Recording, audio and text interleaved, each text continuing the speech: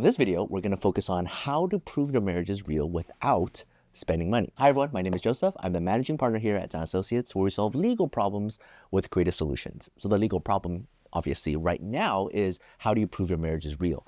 And, maybe somebody just got married within a month, maybe somebody who's been married for 2-3 years, and they want to file a marriage-based application. One of the things I would do, and I recommend clients to do, is just both open up your phones. And if you both hit the Photos app simultaneously and just scroll, how many of the pictures reflect each other? If your marriage is real, same house, same car, same events, same holidays, but if you're scrolling both phones and it looks like you're living two different lives, different homes, different kids, different, your phone is all about dogs and the other person's all about cats, it looks like you're not even together, right? It's just sitting together, taking a picture, you're eating spaghetti, I'm eating a burger, right? I mean, just going through that, maybe that's nice. That's just one app, the Photos app, one of the most important apps. The text message app, kind of important. What do I mean by that? If the relationship is purely one way, that is a cause for concern. In a real marriage, you're talking about like, oh, the toilet is clogged, what are you getting for groceries? And then you send a list and the other person didn't, pick up the phone. They didn't know what a certain thing is, right? All the memes about a marriage and all the problems between men and women or between your relationship, live it out, enact it, make it real. But if the entire conversation is purely one way and talking about the immigration application, that is a big concern. But then now move to the Instagram app. If you're at the age where you typically use Instagram, do you send each other memes about your relationship? Is a person a snorer? Is the person like lazy? Is a person always leaving drawers open? In real relationships, all these problems happen and it's kind of funny, and you see a meme and you think it's funny, you send it back to each other. You don't have to talk about it, but if you open the phone and there's like 20 memes, being sent back and forth, that kind of proves the marriage is real. Open up your Netflix account. Do you guys share the same password, right? If people share passwords with their like ex-roommate's friend, how much more so should the two of you share similar passwords to Netflix, to Hulu, to Prime, to Costco, to different things? That substantially proves that your marriage is real, far more than if you open up your bank account and says, oh, you have a joint bank account with $1,000 in it with no transactions, but hey, there's a commingling of funds. These days in 2026, when you're filing your application, your I-130, your 45, your concurrent filing, you're proving your marriage is real, we typically recommend 15 to 30 documents to prove that marriage is real. In the past, that wasn't necessary, but now to be safe, you would do it. But you want to be prepared. You prepare the documents and you are able to present it to the officer. Both of you post. Those are online documentation that people can track, that people can verify. Again, it's free. So if you have multiple apps that all have similar things, that's great, right? Maybe you met on an online dating app. Document that, right? Screenshot her profile, his profile, or your profile, your chat history, right? Download that. So potentially it could be useful. Maybe you don't want to share the entire history. That's too, personal, but at least show like, this is how we met and this is the journey that we were on. Everybody knows having a kid together or having pets together is a great way to prove your marriage is real, but that's really expensive and maybe you're not that right life stage. And if there's any sort of certificate or ceremony or any sort of like being written as the trustee or guardian for somebody else's child on their will, it's free, but it's very meaningful. Needless to say, medical is just as important as financials, right? So adding each other on all the medical documents. You are the emergency contact for all of these major event. Costco membership, typically you can have one other person that's added on. Think about airline miles, right? A lot of times your co-companion can be added on. We have a lot of travel programs, rental cars. Who is your plus one?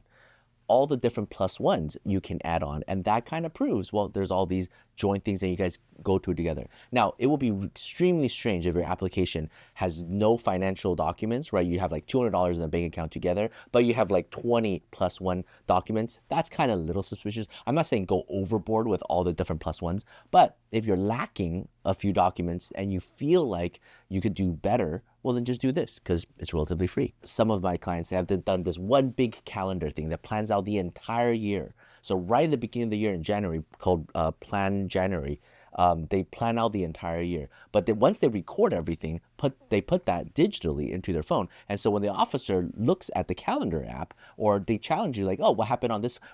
The two people are synced, right? You each know what the other person is doing, so you're able to reference it. Now, if the officer asks you, I don't remember, it's on my calendar, the officer says, okay, you can pull up the calendar and let me ask you about that detail, right? Oh, you're going to go to this person's wedding. Who is this person? How did you meet this person? How do they know this person? Oh, it's not your friend, it's their friend. How much are you planning on gift? What do you guys usually give for these gifts, right? Do you give cash or do you do the wedding registry? They will ask a lot of these questions. So it's not the first question that you need to be prepared for. It's the fourth question, right? What are you going to do on this particular day at this particular year? You don't know. But you open the app, you find it. Okay, well, you're going to go to that event. Tell me more about that event. That's the second question. Who are you going to see at that event? That's the third question. Now they take that information, they go back to the other room to ask the other person these similar questions. And if the answer is completely off, well, it's a problem, right? And so these are the things that you can prepare for to give the officer more opportunity to ask you questions. And again, it's hard to fake a lot of these things, right? And so if you have it, the officer sees it, they're satisfied, then they approve your case. It's free. It's just a calendar app. Also, don't forget about your fights. What relationship that's real doesn't have any fights, right? When's the last time you fought? What is a big fight? Was there apology? Who apologized? Did both of you apologize, right? Did you guys seek counsel together? Was there a mediator involved? How serious was it, right? Talk about that problem and how it has recurred, right? Most people, when they have a fight, they remember all the other times they have fought over the same situation. Well, tell me about the last 3 times. Explain the situation. Explain the circumstance. Imagine the officer doesn't know you guys at all. But within the short 5-10 minutes of this interview, they need to know your entire history to evaluate whether your relationship is real or not. So they could throw any of these questions at you. Well, tell me about your last fight, or pick another one. Top 2 fights. Tell me about it, right?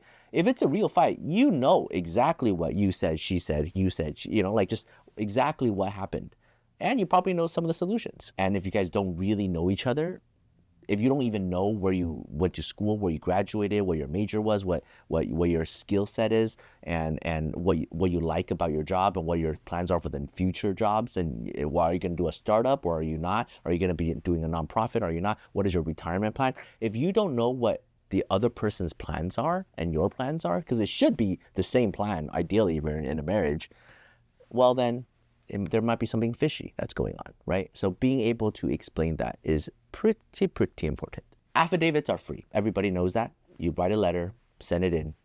Great. How do you do a good affidavit? Well, make sure there's a contact info on that other person.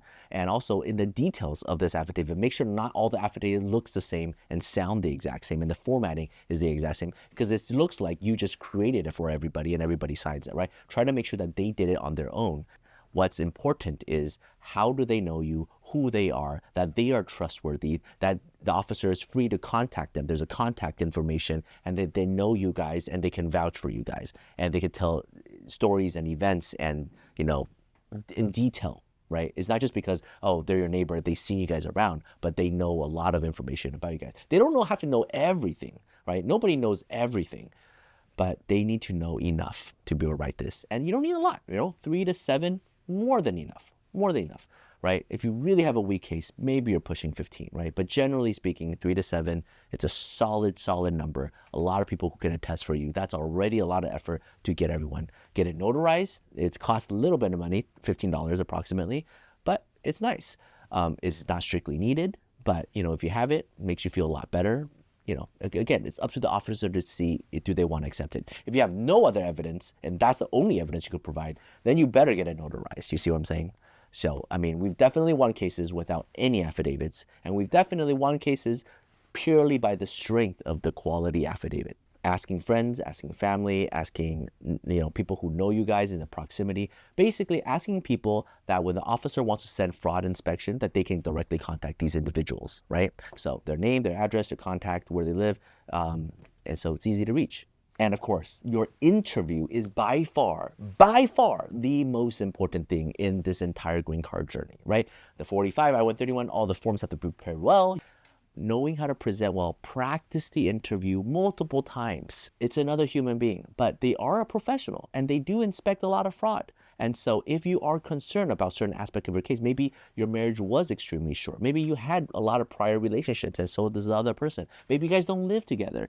Everybody has their own story. But with whatever confines of your situation, being able to present that, explain it, and convince the other person is a super important skill. Your body language, how you're able to articulate, and if they ask you a question that's challenging, you're not gonna freak out and like storm out the door. You can have the best documents, but if it's jumbled, if it's messy, the officer doesn't wanna see it, and then it's useless.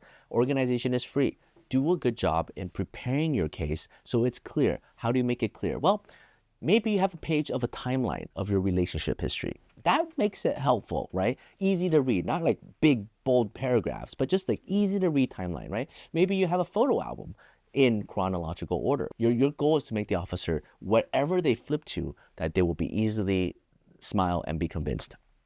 Things to be aware of, right? Don't wear the same outfit in every single picture, right? If you're presenting, your 1 year, 2 year relationship, but every single event, both people are wearing the exact same thing, that just looks like you took the pictures all on the same day, right? Now, if you are the type, you're the Steve Jobs type, that you only have one outfit, well, fine, right? But generally speaking, look a little different, right? And last but not least, know exactly what's problematic about your case. Everybody has a unique case. Maybe you were unlawful. Maybe you crossed the border illegally. Maybe you fell out of status. Maybe everything was fine, but you're coming from a country that has a lot of baggage, and you know the USCIS officer has a lot of suspicion about your past.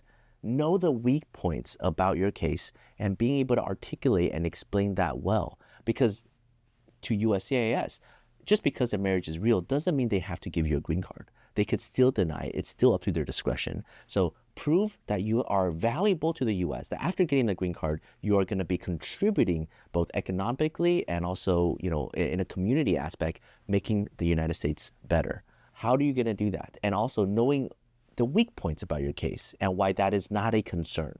Maybe it's a small infraction. Maybe it's a citation. Maybe it is a small criminal offense. Being able to articulate that for each other, right? Because if you have a baggage, the other person really should know about it, because again, you might be separated and you might be challenged about it, right? Maybe it's prior relationships, prior kids. Maybe your prior relationship just ended not too long ago and you're still very much connected with that other relationship. Well, was a divorce real?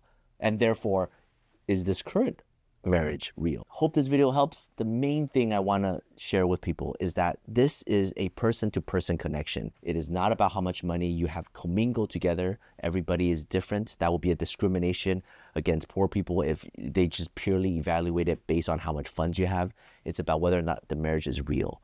There are so many ways to prove that. I wish you the best. If you have any questions, feel free to reach out. Okay, take care. Bye-bye.